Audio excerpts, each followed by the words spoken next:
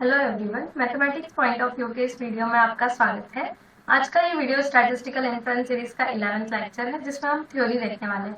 अभी तक थ्योरी में हमने देखा कि रैंडम एक्सपेरिमेंट क्या होता है, प्रोबेबिलिटी कैसे डिफाइन होती है, क्या नीड है प्रोबेबिलिटी डिफाइन करने की, एंड कंडीशनल प्रोबेबिलिटी, उसकी कुछ प्रॉपर्टीज, इंडिपेंडेंस, ये सब अभी हमने देखा। अब बात आती है रैंडम वेरिएबल्स की। तो फर्स्ट थिंग इज कि हमारा मेन प्रॉब्लम था कि हमारे पास डेटा है and we want to say something about the data, या फिर we want to predict something कि कल बारिश होने वाली है या नहीं होने वाली है। तो इसके लिए हमें कुछ फंक्शन चाहिए था, दैट इज प्रोबेबिलिटी। सो अब हमारे पास फंक्शन है, हम लोग डिफाइन कर सकते, सब कुछ है। Now why do we need random variables? Okay, so let's say you have a sample space that sample space means capital S, which yeah, that contains pictures of accidents. तो जहाँ पे एक्सीडेंट हुआ उसकी पिक्चर ले ली और ये हमारे data में आ गई, और इस तरीके से हमारे पास पूरा डेटा है। लेट्स से राजस्थान में हुए एक्सीडेंट्स का, और it's too much, then maybe Jaipur में हुए एक्सीडेंट्स का इन अ पर्टिकुलर मंथ, तो इट्स लिमिटेड डेटा। तो अभी we are interested in finding कि ऑन एन एवरेज कितनी कार्स इन्वॉल्व होती है एक्सीडेंट्स में, मतलब इट्स 2, 1 और 0 और मल्टीपल। सो और या फिर we might be interested in knowing कि ऑन एन एवरेज, मतलब एवरेज नंबर की नंबर ऑफ टाइम्स जब कार इन्वॉल्व होती है, लाइक कभी कार इन्वॉल्व हुई तो इट विल बी 1 और otherwise will take 0। So basically pictures के डेटा को तो हम ऐड सब्ट्रैक्ट नहीं कर सकते और एवरेज नहीं निकाल सकते, तो we need something out of it. So, and that is number of cars involved in that accident. So for each picture we want to have a number associated with it, which is saying the number of cars involved in this accident. Similarly for other picture we have other number and so on. So basically हम क्या कर रहे हैं, हमें किस चीज की जरूरत है, हमें जो हमारा सैंपल स्पेस है उसमें हर एक पॉइंट के लिए हमें एक नंबर देना है बेसिकली। तो और ताकि हम नंबर्स को ऐड, सब्ट्रैक्ट, डिवाइड, मल्टीप्लाई, जितना कुछ मैथमेटिक्स लगा सकते हैं हम उस नंबर्स पे लगा सकते हैं, तो हमारे लिए सारा काम इजी हो जाए। पिक्चर्स के ऊपर हम मैथ्स नहीं लगा सकते डायरेक्टली, तो इसलिए हम कुछ ऐसा चाहते हैं कि हमें ये मिल जाए, नंबर्स मिल जाए। सेकेंड एक और similar example you can take कि अगेन एक्सीडेंट का डेटा है, but this time these are not pictures, but instead of pictures you have for one particular accident you have time, date, region, traffic density, number of persons died, number of vehicles involved, and हम लोग को ये जानना है कि on an average कितने लोग मरते हैं एक्सीडेंट्स में। आई नो बुरे examples, but I came up with these examples and इससे अच्छे कुछ एग्जाम्पल्स मिले नहीं मुझे। और तो बेसिकली हमें जानना है कि कितने लोग मरे, लेकिन अब ये पूरा टपल है, इसको हम एक दूसरे के साथ ऐड या सब्ट्रैक्ट तो नहीं कर सकते, because time and date, reason, ये ऐसी चीजें हैं जो हमारे लिए इररिलेवेंट है। We just want number of persons in a particular accident, number of persons died in a particular accident.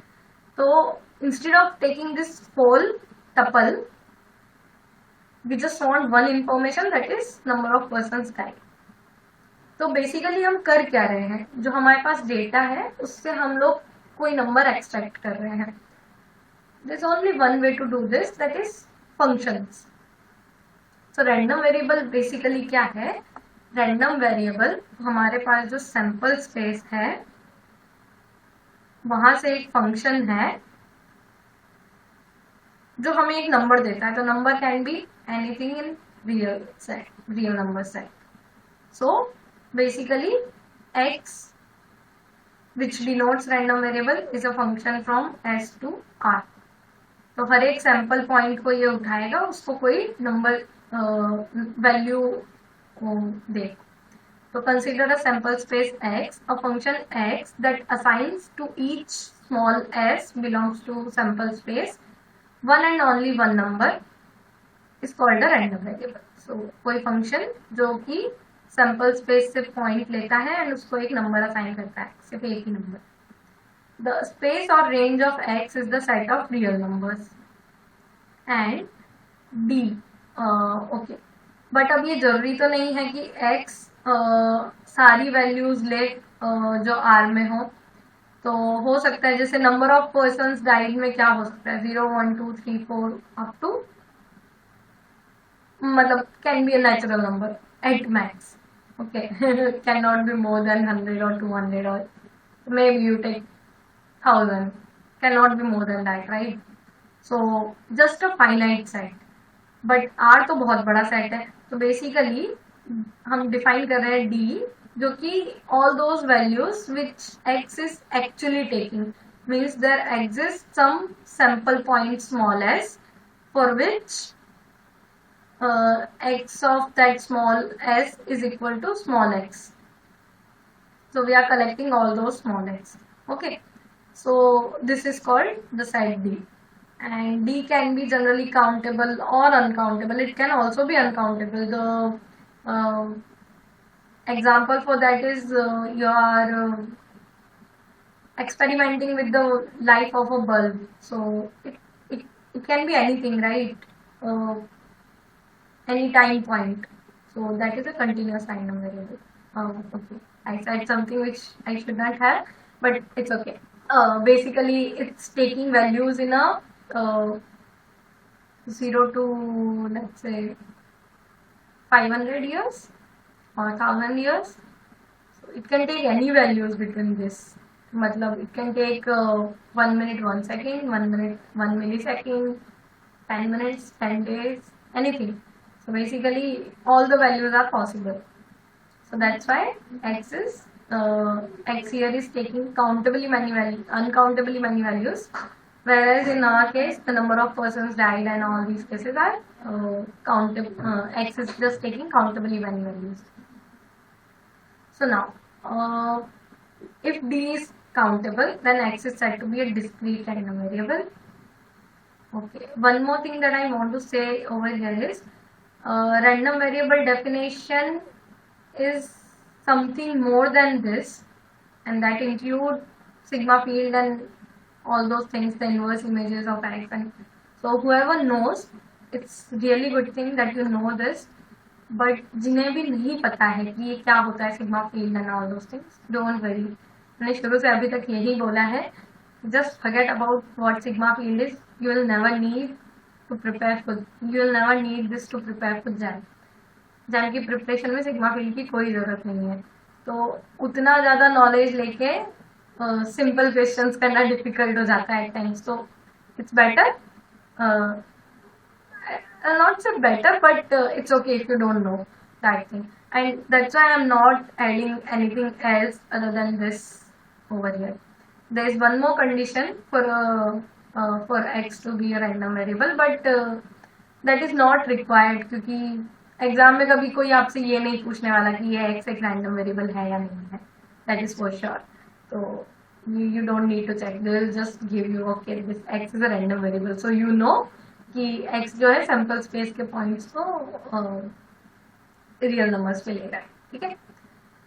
Okay, so if d is countable, then x is said to be discrete. नाम से ही पता चल रहा है कि countable है तो it will B discrete, मतलब कहीं बिखरा हुआ रहेगा. एंड अगर अनकाउंटेबल है तो there will be some intervals और समथिंग लाइक दैट. हाँ, कंटिन्यू हर एक वैल्यू x ले रहा है, मतलब हर एक वैल्यू ले सकता है समथिंग लाइक दैट, तो वो कंटिन्यूस हो जाता है. तो अनकाउंटेबल के केस में loosely you can say it's continuous, but it's not always. That's fine, will see it later कि कब ये कंटिन्यूस होता है. ओके, तो अब बात ये आती है कि हमारे पास में जहाँ पे तो प्रोबेबिलिटी फंक्शन था, ठीक है, तो प्रोबेबिलिटी फंक्शन यहाँ पे क्या कर रहा था, एक सबसेट ले रहा था S का, A is a subset of S, and उसको 0 1 के बीच में कोई वैल्यू असाइन कर रहा था। तो अब हमें सिमिलर चीज यहाँ पे भी चाहिए, बट द थिंग इज कि यहाँ पे हम P डिफाइन कैसे करेंगे। सो फर्स्ट थिंग इज हम डिनोट करेंगे Px से, जो भी हम डिफाइन करने वाले। अब let's say x of S1, okay, there are some points S1, S2, Sn belonging to S, and x of Si is A, belongs to some, it's a real number, okay. So, and you know the probabilities of small si, okay. This set is an event because it's a subset of capital S, so it's an event. So that's why you know its probability, you know it's something Pi, let's say, okay. And one more thing is there, that all these SIs, if you apply X on these SI, you will get the value A. And one more thing, there is no other Sj other than these, there is no other sample point other than these S1, S2, Sn, for which X is taking value A. Okay, these 2-3 informations you have. Then if I want to ask you what is the probability of this A, what will that be? So one thing is that since you are taking X from S to R, and you have over here you have P, and you want to define this P. So अगर आपके पास let's say ये points है जिनमें 2 लोग मरे, और सिर्फ यही points है जिनमें 2 लोग मरे, तो इनकी probabilities अगर आपके पास है, तो 2 लोगों के मरने की probability क्या होगी? इन सारे sample points की probabilities का addition. It should be like that. So basically Px of A should be what? Summation P of Si. Okay, make sure that here I am writing P of X. So here the subsets will be from R or from D, whatever you want to consider. Doesn't make any difference. And here, since the P is defined through S, like the P is defined on the subsets of S, that's why here I just have P, because it's a subset of S. I from 1 to N, and this will be equal to summation Pi.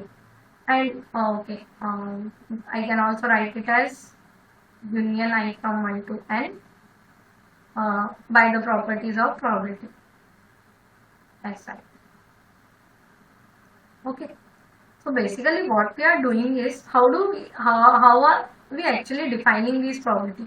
So A की अगर हमें probability निकालनी है, तो हमने यहाँ पे A है हमारे पास में, तो हमने क्या देखा कि यहाँ पे कौन से पॉइंट्स है जो X के थ्रू A पे जा रहे हैं, और उन सारे पॉइंट्स की प्रोबेबिलिटी निकाली और ऐड कर दिया. सो बेसिकली हम क्या कर रहे हैं, इस पॉइंट की ऑल 3 इमेजेस निकाल के उनकी प्रोबेबिलिटीज ऐड कर दे रहे हैं. This is what we are doing. Okay, so now let's formalize this Px.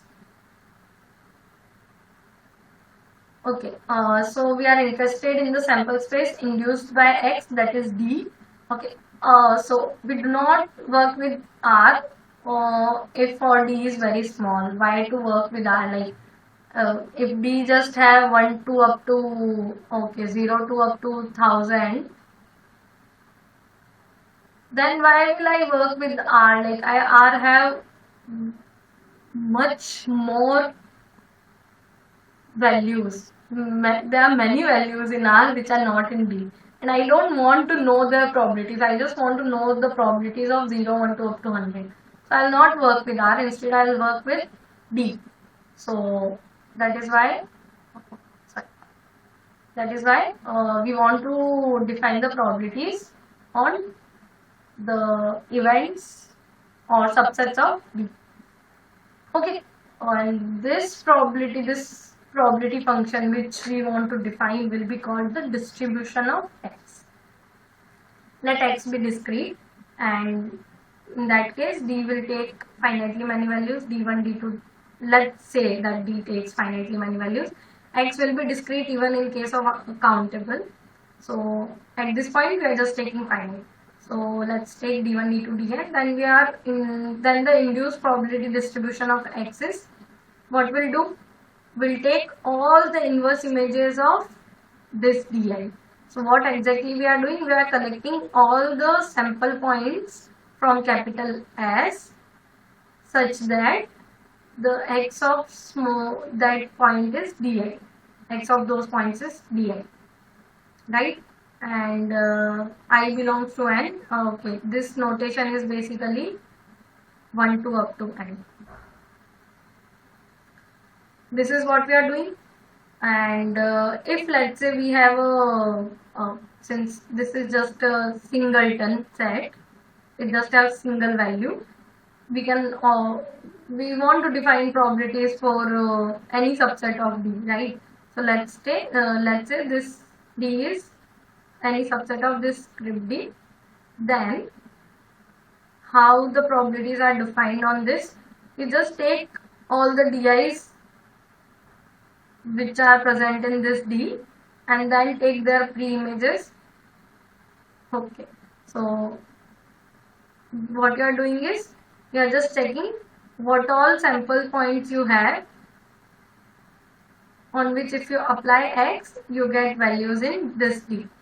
And what does that mean कि अगर d में हमारे पास d1 d2 d3 है, तो हम क्या कर रहे हैं, d1 के लिए सारी प्री इमेजेस निकाल रहे, d2 के लिए प्री इमेजेस निकाल रहे, d3 के लिए भी, and then we are just taking the union and finding the probability. My bad, it will not be px, it will just be p. Why? क्योंकि ये सबसेट है s का एंड यहाँ पे हमारे पास सबसेट है d का. That's why here we have px and here we have p, and this will be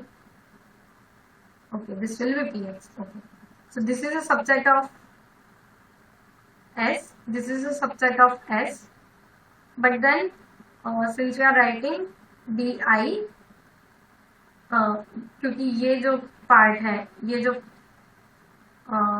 तो बेसिकली यहाँ पे यूनियन है और डिसजॉइंट यूनियन है कि कोई भी ऐसा पॉइंट नहीं है जो दो वैल्यूज ले सकता है डी आई डी जे, तो इसलिए ये डिसजॉइंट यूनियन हुआ तो प्रोबेबिलिटी अंदर आ जाएगा. तो basically it will be some D I belongs to D, probability of S belongs to capital S such that X of small S is D आई.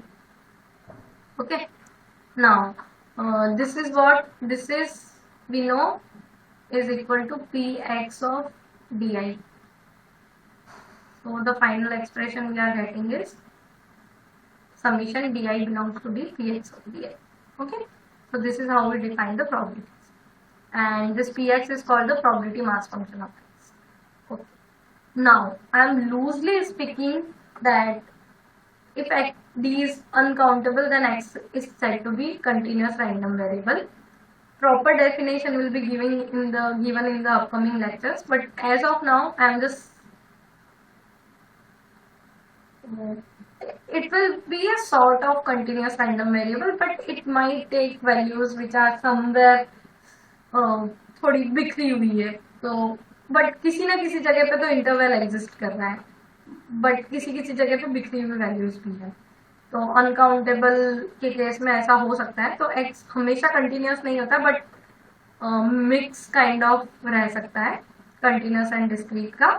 और प्योरली कंटिन्यूस कब होता है, जब एक प्रॉपर्ली इंटरवल्स हो आपके पास में.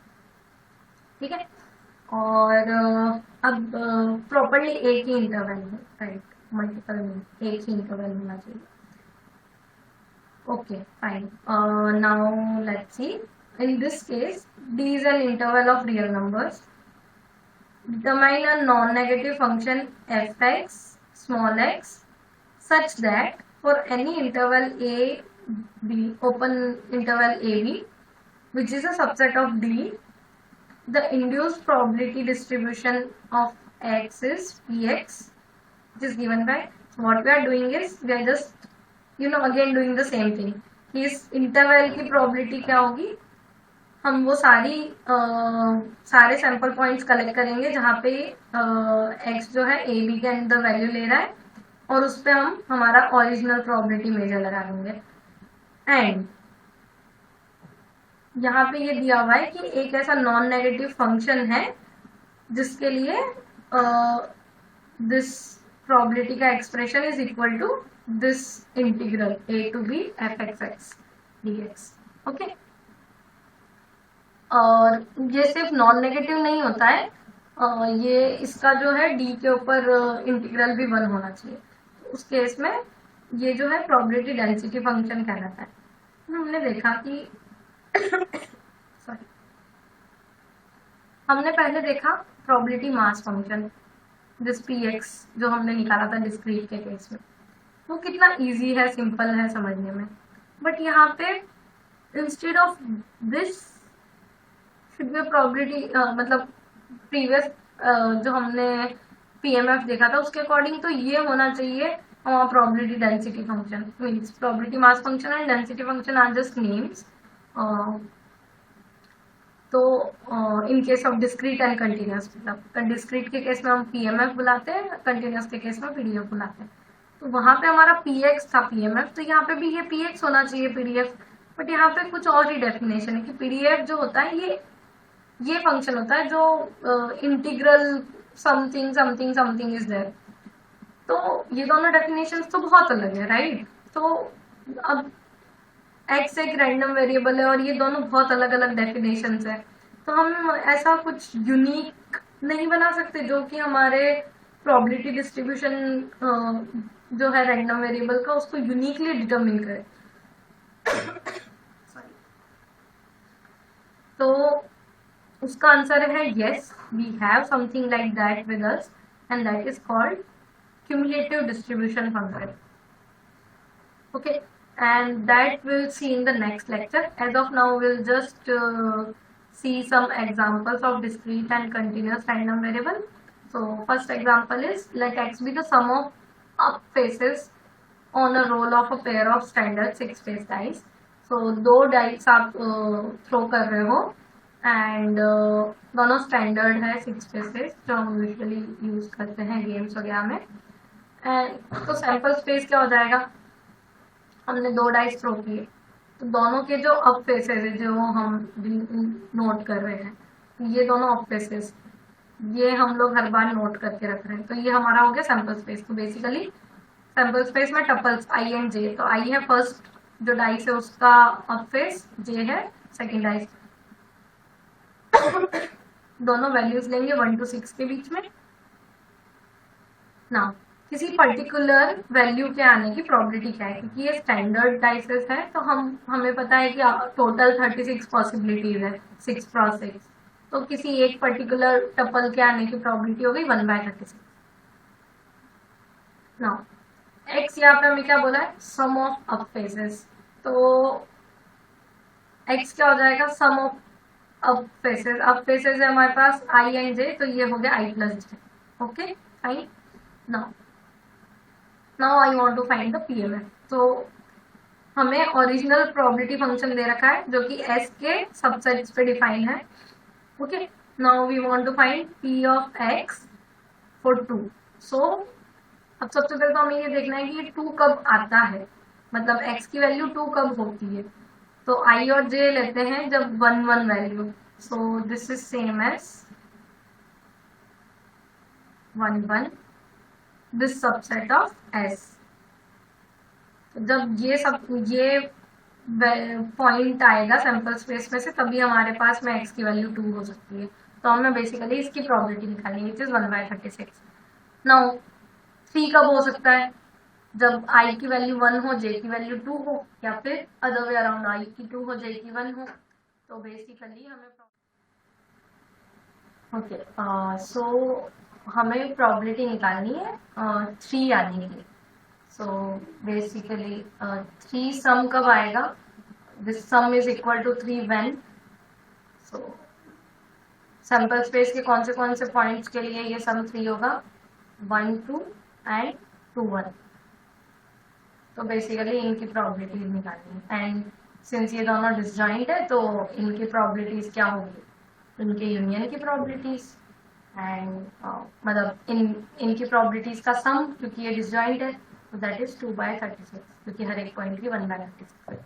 नाउ px एंड 4 कब वैल्यू ले सकता है ये x, तो x की वैल्यू 4 तब होगी जब i plus J equal to 4 होगा। i प्लस जे कब 4 होगा, जब i1 j3 i2 j2 and 1 3 2 2 and जब i3 होगा j1 होगा तब भी पॉसिबल है। सो दैट इज वाई ये 3 पॉइंट्स हो गए, इन तीनों की प्रोबेबिलिटीज है 1/36, तो ये हो गया टोटल 3/36। ठीक है, तो ये जो px हमने डिफाइन किया, एंड सिमिलरली जो बचे हुए आपके पास में है 3 4 5 and so on up to 12 तक वैल्यूज ले सकता है, राइट। जब दोनों 6 होंगे i एंड j तो 12 हो जाएगा सम। तो वो सभी के लिए आप इस तरीके से प्रोबेबिलिटी निकाल सकते हैं। Basically what we are doing, हम लोग 2 की इनवर्स इमेज ले रहे हैं थ्रू x इन s, 3 की इनवर्स इमेज ले रहे हैं, मतलब x है s से d में, तो हम क्या कर रहे हैं, d में से वैल्यू उठा रहे हैं और ये देख रहे हैं कि ये वैल्यू कब कौन से पॉइंट के लिए हमें मिली थी फंक्शन अप्लाई करने पे। तो फिर वो सारे पॉइंट्स एस में से कलेक्ट कर रहे हैं और उनकी प्रोबेबिलिटीज निकाल रहे हैं, वही प्रोबेबिलिटी है इस पर्टिकुलर पॉइंट। तो ये हो गया हमारा PML. Now let's see one example of PDF. So example हमारे पास है, हमें एक रियल नंबर चूज करना है 0 1 के बीच में, एंड वही जो नंबर आएगा वही हमारा x है। ठीक है, तो d हो गया हमारे पास में 0 1, क्योंकि जो नंबर आएगा वो 0 से 1 के बीच में कुछ भी हो सकता है, तो d हो गया हमारा 0 1। अब आप मुझे ये बताइए, अगर मैं ये पूछती हूँ कि हमारा नंबर 0 से हाफ के बीच में उसकी क्या प्रोबेबिलिटी है, तो एक चीज, नंबर आपको 0 से 1 के बीच में रैंडमली पिक करना है। तो अगर मैंने इसको 2 टुकड़ों में बांट दिया, बराबर टुकड़ों में, तो इन दोनों की प्रोबेबिलिटी सेम होनी चाहिए, क्योंकि इसमें से पॉइंट आने की probability should be same as the probability in this interval, क्योंकि मैंने बस हाफ में तोड़ा है। तो अब रैंडमली क्योंकि मैं निकाल रही हूँ, हो सकता है वो रैंडमली इसमें आए, हो सकता है रैंडमली उसमें आए, लेकिन सिंस दोनों की लेंथ बराबर है तो क्या हो जाएगा, दोनों की प्रोबेबिलिटी सेम होनी चाहिए, एंड टोटल प्रोबेबिलिटी 1 है, तो क्या हो सकता है, हाफ ही होगी। 50% चांसेस है कि फर्स्ट वाले में से आए, तो 0 से हाफ में से वो पॉइंट निकले, उसकी प्रोबेबिलिटी क्या है, हाफ। सिमिलरली अगर मैं 0 से 1/4 की पूछूं तो क्या करेंगे, तो आप क्या करिए कि जो 0 to 1 इंटरवल है इसको 4 टुकड़ों में डिवाइड कर दीजिए, 0 to 1/4, 1/4 to half, half to 3/4, 3/4 to 1, and then क्योंकि ये सारे इंटरवल्स इक्वल लेंथ के, तो हमारी प्रोबेबिलिटी सेम हो जाएगी, क्योंकि हम रैंडमली पिक कर रहे हैं, और अगेन चारों की प्रोबेबिलिटी सेम है, टोटल प्रोबेबिलिटी 1 है, तो उससे ये प्रोबेबिलिटी होगी 1/4। एंड जिस रीजन से यहाँ पे प्रोबेबिलिटी 1/4 है, उसी रीजन से इसकी प्रोबेबिलिटी भी 1/4 होगी। बेसिकली प्रोबेबिलिटी डिपेंड किस पे कर रही है, length of the interval, right. तो अगर मैं आपको 0 से हाफ की जगह हाफ टू 1 दे दूं, तब भी प्रोबेबिलिटी हाफ रहेगी। इंस्टेड अगर मैं आपको 1/4 से 3/4 दे दूं, तब भी प्रोबेबिलिटी हाफ रहेगी, क्योंकि बचे हुए 2 पार्ट्स मिलके हाफ इंटरवल बना रहे हैं। तो प्रोबेबिलिटी लेंथ पे डिपेंड कर रही है। तो अगर a और b 0 से 1 के बीच में लाई कर रहे हैं with a less than b, तो then the probability of this open interval a b should be b minus a, which is the length of the interval, right. इसको आप इंटीग्रल फॉर्म में कैसे लिख सकते हो, a to b 1.tx simply, right. तो ये जो है हमारा प्रोबेबिलिटी डेंसिटी फंक्शन हो गया, बट ये हमेशा तो 1 नहीं हो सकता, क्योंकि अगर मान लो मैंने आपको पूछा probability of 2 to 3 and then you say okay 2 to 3 1.dx is equal to 1, but this is wrong, क्योंकि हमारा जो मेन अजम्पशन है कि वो जो वैल्यूज है सिर्फ 0-1 के बीच में लेगा। अब ये 2-3 तो आपके सैंपल स्पेस के ही बाहर है, तो probability should be 0 over here, should not be like not with this, it should be 0। But यहाँ से इंटीग्रल से तो हमें 1 मिल रहा है, तो फंक्शन हमें जो है एफ एक्स एक्स वो इस तरीके से डिफाइन करना है कि जब 0-1 के बीच में है x, तो तब तो ये वैल्यू 1 लेगा, but otherwise it should be 0 so that the integral becomes 0। As soon as आप 0-1 के बाहर इंटीग्रेट करने की कोशिश करो, वो 0 हो जाना चाहिए। तो so this fx small x is the PDF of x. Okay, now what we have seen, PMF over here and this is the PDF, but हमने देखा कि PMF जो है वो तो एक प्रोबेबिलिटी फंक्शन ही है, जैसे हमने प्रोबेबिलिटीज डिफाइन की थी स्टार्टिंग के लेक्चर्स में, उसी तरीके से वर्क करता है। बट PDF कुछ और ही चीज है, इसका integral is equal to the probability function, right. ये प्रोबेबिलिटी फंक्शन है px और ये है हमारा fx, तो इस PDF का इंटीग्रल जो है वो प्रोबेबिलिटी फंक्शन के इक्वल आ रहा है समहाउ। तो ये दोनों चीजें बहुत अलग है। अब डिस्क्रीट के केस में हम प्रोबेबिलिटी फंक्शन के साथ में काम कर रहे हैं, और कंटिन्यूअस के केस में हम एक किसी फंक्शन के साथ में काम कर रहे हैं जिसका इंटीग्रल लेके हमें प्रोबेबिलिटीज मिल रही है। तो ये तो बहुत अजीब चीज है। बेटर होगा कि हम यूनिकली कुछ डिफाइन कर सके, दोनों की, इन दोनों को अलग अलग डिफाइन करने की जगह हम कुछ ऐसा यूनिक चीज दे सके जिससे हमें पता चले, एक तो ये कि रैंडम वेरिएबल डिस्क्रीट है या कंटिन्यूअस है, एंड दूसरी चीज कि हम यूनिकली प्रोबेबिलिटी फंक्शन भी डिफाइन कर सके। तो उसका सॉल्यूशन है क्यूमुलेटिव डिस्ट्रीब्यूशन फंक्शन, जो कि हम नेक्स्ट लेक्चर में देखने वाले हैं। तो stay tune, and I hope आपको ये वीडियो पसंद आया होगा। तो इसे प्लीज लाइक करें, शेयर करें, एंड आपके जो दोस्त जैम की प्रिपरेशन कर रहे हैं या किसी गवर्नमेंट एग्जाम की या गेट की स्टैटिस्टिक्स फील्ड में प्रिपरेशन कर रहे हैं, तो उनके साथ में प्लीज शेयर करें। Thank you so much for watching my video. और हाँ, अगर कोई डाउट्स है तो आप मुझसे कमेंट्स के जरिए पूछ सकते हैं। प्लस वन मोर थिंग, कि मैं पिछले 2 वीक से कोई वीडियो अपलोड नहीं कर पाई, I am really sorry for that. मुझे एक्चुअली टाइम नहीं मिल रहा था, एंड मैं बीमार भी हो गई थी काफ़ी, तो now I am all right, so no worries, I will continue uploading videos, and probably शायद अभी मैं पुराना जितना 2 वीक का बचा है उसको मेकअप करने के लिए कुछ शायद ज़्यादा वीडियोस अपलोड कर दूंगी, एंड देन अगेन कंटिन्यू करती रहूँगी अपलोड। Thank you.